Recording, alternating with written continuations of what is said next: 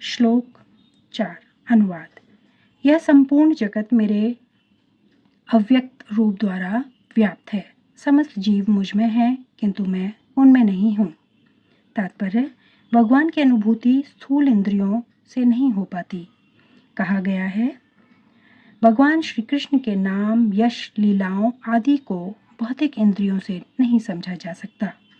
जो समुचित निर्देशन से भक्ति में लगा रहता है, उसे ही भगवान का साक्षात्कार हो पाता है। ब्रह्म संहिता में कहा गया है, यदि किसी ने भगवान के प्रति दिव्य प्रेमाभिरुचि उत्पन्न कर ली तो वह सदैव अपने भीतर तथा बाहर भगवान गोविंद को देख सकता है। इस प्रकार वे सामान्य जनों के लिए दृश्य नहीं है।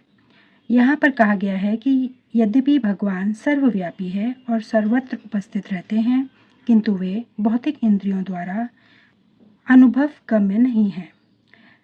इसका संकेत अव्यक्त मूर्तिना शब्द द्वारा हुआ है। भले ही हम उन्हें न देख सकें, किंतु वास्तविकता तो यह है कि उन्हीं पर सब कुछ आश्रित है।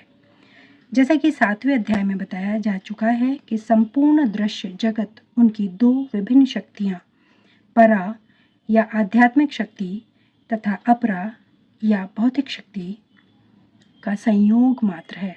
जिस प्रकार सूर्य प्रकाश संपूर्ण ब्रह्मांड में फैला रहता है, उसी प्रकार भगवान की शक्ति संपूर्ण सृष्टि में फैली है और सारी वस्तुएं उसी शक्ति पर टिकी हैं। फिर भी किसी को इस निष्कर्ष पर नहीं पहुंचना चाहिए कि सर्वत्र फैले रहने के कारण भगवान ने अपनी व्यक्तिगत सत्ता खो दी है। ऐसे तर्क का निराकरण करने के लिए ये भगवान कहते हैं, मैं सर्वत्र हूँ और प्रत्येक वस्तु मुझ में है, तो भी मैं पृथक हूँ।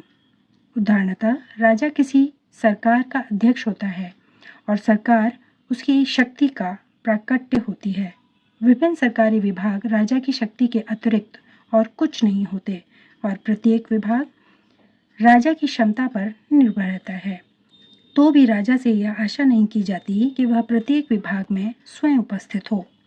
यह एक मोटा सा उदाहरण दिया गया है। इसी प्रकार हम जितने स्वरूप देखते हैं, जितनी भी वस्तुएं इस लोक में तथा परलोक में विद्यमान हैं, वे सब भगवान की शक्ति पर आश्रित हैं। सृष्टि की उत्पत्ति भगवान की विभिन्न शक्तियों के विस्तार से होती है और जैसा कि भगवत गीता में कहा गया है, विष्ट्यम कहा गया है,